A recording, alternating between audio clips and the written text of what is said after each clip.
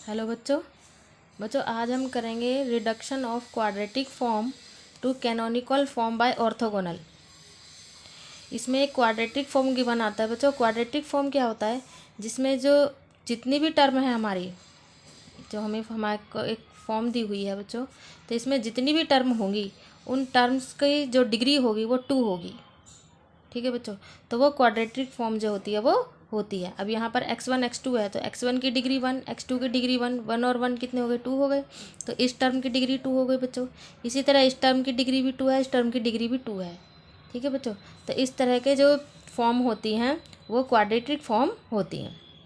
तो ये जो क्वाड्रेटिक फॉर्म हमें दी है, इसे हमें कैनोनिकल फॉर्म में रिड्यूस करना है। और कैनोनिकल फॉर्म वो होती हैं जिसमें every terms are square term. Canonical form में जितनी भी टर्म्स होती हैं वो स्क्वायर टर्म में होती हैं। ठीक है बच्चों, तो ये हमें गिवन होगा बच्चों to a canonical form by orthogonal reduction method से हमें इसे कैनोनिकल फॉर्म में बदलना है बच्चों।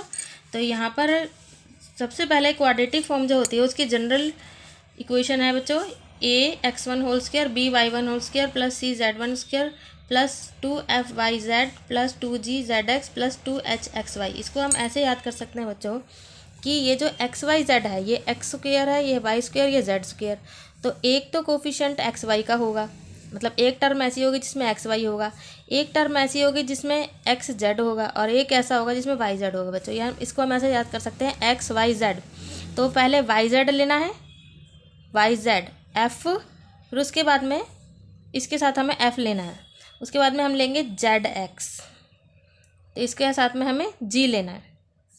तो पहले टर्म yz के लिए f, फिर g, ठीक है बच्चों, f g h, फिर xy के लिए xy वाली जो टर्म है उसके साथ हमें h लिखना है।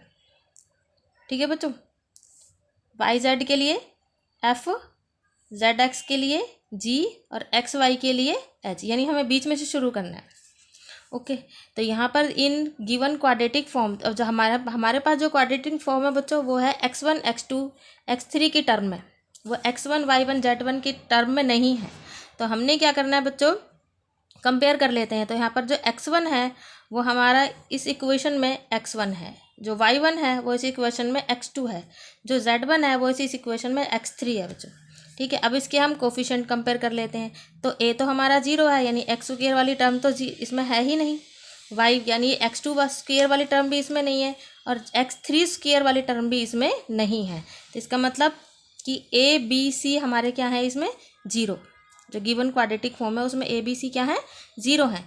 और h का मतलब h किसका कोफिशिएंट किसके कौन सी टर्म के साथ लिखा है, xy टर्म के साथ। तो xy है हमारा x1 x2, तो x1 x2 के साथ हमारा 2 है बच्चों, क्या है 2। और यहाँ पर 2h लिखा हुआ है, नहीं 2h इज इक्वल टू 2 हो गया, then h is equal to 1। ठीक है बच्चों, और g है हमारा ये g आ गया, ये xz का कोफिशिएंट, xz के साथ हमारा 2g आ रहा है, यानी xz है हमारा x और z, x1 x3 का कोफिशिएंट 2 है, तो यहाँ पर g भी हमारा 1 आ गया। और f है हमारा -1, क्यों यहाँ पे -2 है, तो -2 इज इक्वल टू 2h कर दिया बच्चों हमने। तो h हम इज इक्वल टू 2f कर दिया, तो f हमारा -1 आ गया, क्योंकि f का ये टर्म कौन सी है, yz वाली। अब yz हमारा क्या बन रहा है, x2 x3, तो x2 x3 का जो कोफिशिएंट है वो -2 है, तो -2 इज इक्वल टू 2f, तो f इज इक्वल टू -1 आ गया। अब कैनोनिकल फॉर्म को हमें, इसको क्वाड्रेटिक फॉर्म को कैनोनिकल फॉर्म में बदलने के लिए हमें ये याद करना पड़ेगा बच्चों। तो ये क्या है, a b c को हम डायगोनल में लिखते हैं, a b c f g और h, इस तरह से लिखना है इसको। फिर से समझो बच्चों, a b c जो होता है वो स्क्वायर टर्म के कोफिशिएंट है, और f g और h। ठीक है बच्चों, अगर ये x स्क्वायर है, ये x स्क्वायर का कोफिशिएंट है, ये y स्क्वायर का कोफिशिएंट है, ये z1 स्क्वायर z का कोफिशिएंट कोफिशिएंट है z स्क्वायर का, तो ये जो टर्म है, ये जो h है, ये क्या है, कोफिशिएंट ऑफ xy का हाफ, और ये कोफिशिएंट ऑफ xz का हाफ। ठीक है, ये xy का हाफ कोफिशिएंट का हाफ, ये xz का हाफ। ये y स्क्वायर वाली लाइन है बच्चों, तो ये एक्स वाई का कोफिशिएंट का हाफ, ये वाई जेड के कोफिशिएंट का हाफ। ठीक है बच्चों। अब ये कौन सी लाइन आ गई हमारी, ये हमारी जेड स्क्वायर वाली लाइन है। जेड स्क्वायर का कोफिशिएंट सी है बच्चों, तो ये जो सबसे पहले वाली टर्म है ये जेड एक्स के कोफिशिएंट का हाफ है, और ये सेकंड वाली जेड वाई के कोफिशिएंट का हाफ है। तो ये इसको एफ से डिनोट करते हैं, इसको जी से और इसको एच से। ठीक है बच्चों। इसके बाद में जो हमारी ये जो वैल्यू आई थी यहाँ पर, ये आई हमारी A B C H G और एफ, इन सबको हमने यहाँ पुट कर दिया बच्चों। तो ये एक हमारी मैट्रिक्स बन गई, ये ए बी सी और ये एच जी और एफ। ठीक है। अब इसको हमें कैनोनिकल इक्वेशन बनानी है, तो इसको क्या करते हैं बच्चों, कैरेक्टरिस्टिक्स इक्वेशन बनाती है इसकी। तो कैरेक्टरिस्टिक्स इक्वेशन सब बच्चे सभी जानते हैं, क्योंकि पिछली वीडियो में बता रखी है। डायगोनल एलिमेंट्स को माइनस लैम्डा करना है, इज इक्वल टू 0 करना है, फिर इसका डिटर्मिनेंट फाइंड आउट करेंगे बच्चों। तो डिटर्मिनेंट निकालना है, तो ये आ गई हमारी इक्वेशन। तो यहाँ से हमने इसके रूट्स निकाले हैं, तो रूट निकाले तो लैम्डा की 3 वैल्यू आई है बच्चों, 1 1 -2। अब लैम्डा की जितनी भी वैल्यू आएंगी बच्चों, आइगन वैल्यू 1 1 -2 आई हैं। अब इसको हमने क्या किया है, कैनोनिकल फॉर्म में इसका यूज़ किया है। तो इसको कैनोनिकल फॉर्म बनाने के लिए क्या करते हैं, lambda 1 x1 whole square plus lambda 2 x2 square plus lambda 3 x3 का whole square is equal to 0।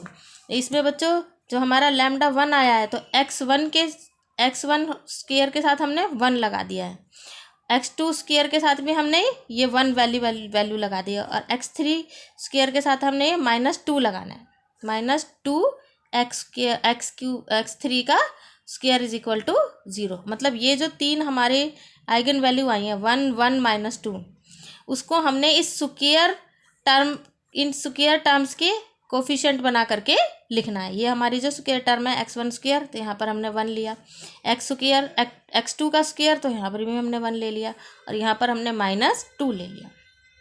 ठीक है बच्चों, यानी कैनोनिकल फॉर्म में हमने इसको चेंज कर दिया। अब यहाँ पर देखो जितनी भी टर्म्स है सारी स्क्वायर टर्म है, तो इसे ही हम कैनोनिकल फॉर्म कहते हैं।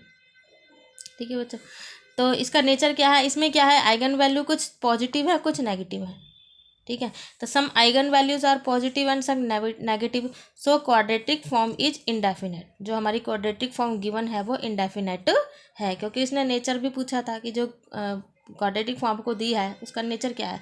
तो इसका नेचर क्या है बच्चों, इंडेफिनेट नेचर है। ठीक है बच्चों। इसके बाद में नेचर ऑफ रूट आता है, एग्जाम में पूछा जाता है। तो नेचर ऑफ रूट क्या होता है बच्चों, कि नंबर ऑफ पॉजिटिव और negative eigen values of A is called the rank of the matrix A. ठीक है। जो पॉजिटिव और नेगेटिव आइगन वैल्यू होती हैं, अगर उनका जो नंबर होता है, ठीक है, जितनी भी उनको सबको प्लस कर दे तो वो क्या बन जाती हैं, रैंक ऑफ द मैट्रिक्स बन जाती हैं। यदि आइगन वैल्यू 3 होगी तो रैंक भी 3 होगी। ठीक है। यदि आइगन वैल्यू 3 में से अगर कोई आइगन वैल्यू 0 है तो रैंक 2 हो जाएगी। ठीक है। यदि 2 आइगन वैल्यू 0 हैं तो रैंक 1 ही होगी।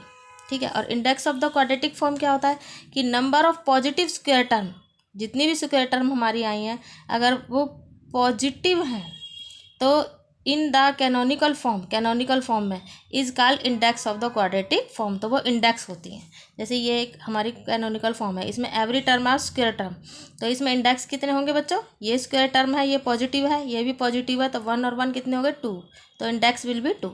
Signature of the quadratic form होता है बच्चों, the difference between the positive and negative square term are called signature of the quadratic form. तब यहाँ पर पॉजिटिव टर्म 2 है और नेगेटिव टर्म 1 है, तो इनका डिफरेंस निकालेंगे बच्चों तो आ जाएगा 1। तो उस जो 1 आया है इसे हम कहते हैं signature of the quadratic form. ठीक है बच्चों। तो ये आपका हुआ video reduction of quadratic form to canonical form. ठीक है बच्चों। ये वीडियो को बच्चों ज़्यादा से ज़्यादा लाइक करें, शेयर करें और सब्सक्राइब करें। थैंक यू बच्चों।